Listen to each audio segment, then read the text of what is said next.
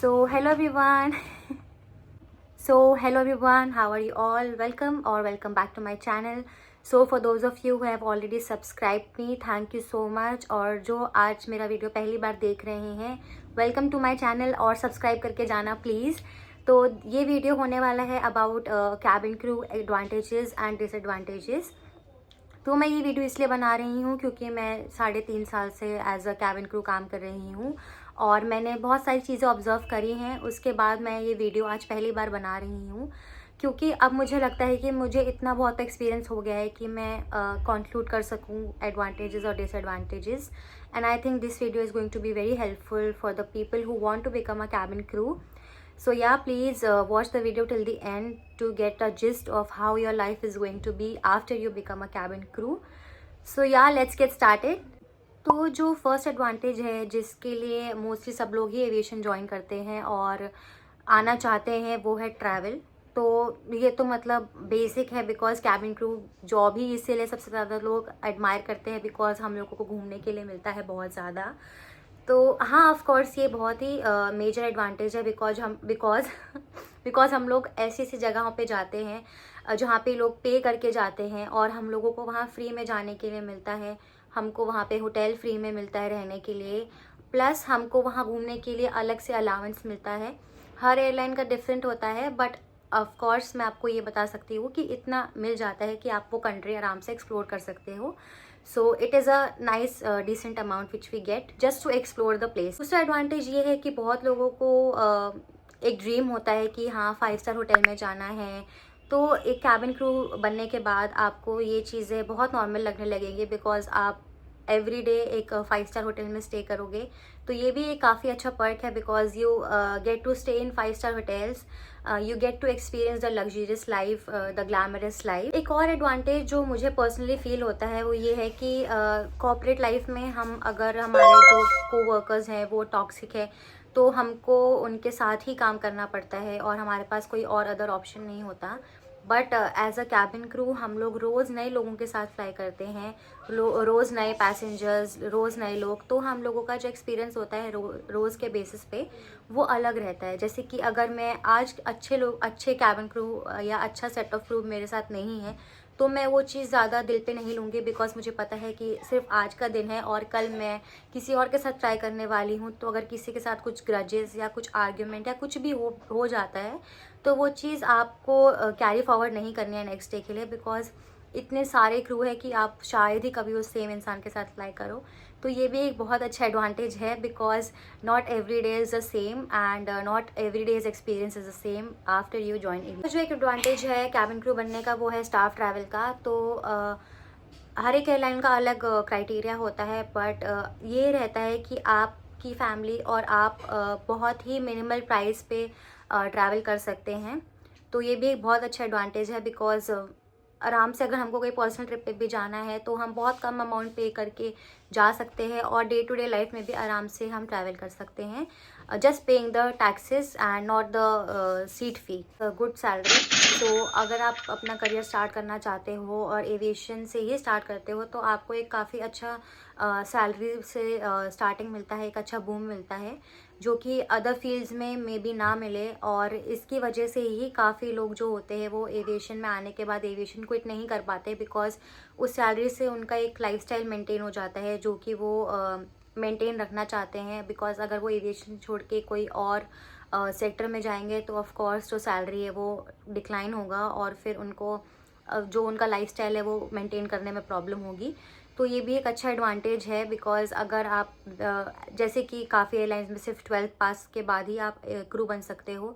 तो उसके बाद अगर आप एविएशन ज्वाइन कर रहे हो तो आपकी क्वालिफिकेशन के हिसाब से you get to earn a lot and you get to travel also. So which I think is a very good advantage, which is not a monetary or anything related to travel but is very good for your personality. So after joining aviation you really groom yourself a lot.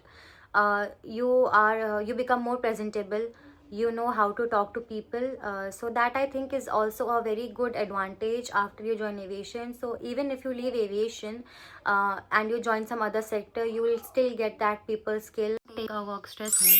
तो मैंने बहुत 9 to 5 employees को देखा है कि वो of days पे भी अपना लैपटॉप लेके बैठे हुए हैं और स्ट्रेस ले रहे हैं, बिकॉज़ वो अपना जो काम का प्रेशर है वो घर तक लेके आते हैं। बट एविएशन में ऐसा नहीं है। आप एक बार एयरक्राफ्ट से बाहर निकल गए तो आपका सारा जो भी काम है वो वहीं पे ख़त्म। उसके बाद आपको कुछ भी करने की ज़रूरत नहीं है, ना आपको कोई कुछ बॉदर करने वाला है। तो उसके बाद से लेके नेक्स्ट ड्यूटी तक आपका जो भी टाइम है आप एन्जॉय कर सकते हो without any tension, which is something I really love about this job. तो आई थिंक जितने भी एडवांटेजेस थे मैंने सारे कंक्लूड कर दिए हैं, बट इसके आगे भी अगर मुझे कुछ एडवांटेज याद आएगा तो मैं ज़रूर एक और वीडियो बनाऊंगी regarding the advantages. Now let's come to the disadvantage. तो एक शेड्यूल नहीं हो पाने से हमारी स्लीप साइकिल बहुत ज़्यादा डिस्टर्ब हो जाती है और हम हर टाइम टायर्ड फील करते हैं। अगर ऑफ भी होता है तो हम मोस्टली वो ऑफ को सोने में ही यूटिलाइज़ करते हैं, क्योंकि हम इतना ज़्यादा फटीग और टायर्ड हो जाते हैं, बिकॉज़ एक रात की जो नींद होती है ना प्रॉपर वाली, वो हमको नहीं मिल पाती है। तो ये एक बहुत बड़ा डिसएडवांटेज है और यंग एज में हमको ये चीज़ इतना रियलाइज़ नहीं होती है, but with age these things affect a lot. So ये है कि हाँ, हेल्थ बहुत कॉम्प्रोमाइज़ होती है। कई बार ऐसा होता है कि हम फ्लाइट पे हमको खाने का टाइम नहीं मिलता, तो हम कंटिन्यूअस सर्विस में बिज़ी रहते हैं और खाना खाना भूल जाते हैं, पानी पीना भूल जाते हैं, जिसकी वजह से हमारी डाइट भी, एपेटाइट भी बहुत कम हो जाती है। एडवांटेज जो मुझे लगता है कैबिन क्रू बनने का ये है कि हम फेस्टिवल्स और इम्पॉर्टेंट ओकेजन्स अपनी फैमिली के साथ इंजॉय नहीं कर पाते हैं, बिकॉज़ हम ऑल फ्लाइट्स तो हर दिन ही उड़ते हैं। तो बीट दिवाली, क्रिसमस, एनीथिंग हमको उस टाइम पे भी ड्यूटी पे जाना पड़ता है। अगर हम ऑफ के लिए अप्लाई भी करते हैं उस टाइम पे, तो इतने ज़्यादा लोग अप्लाई करते हैं तो हैंडफुल लोगों को ही ऑफ मिल पाता है और मोस्टली सबको फ्लाई करना पड़ता है ड्यूरिंग फेस्टिवल्स, जो कि एक पॉइंट पे बहुत डिसहार्टनिंग हो जाता है। एक मैं छोटी सी स्टोरी शेयर करना चाहूँगी।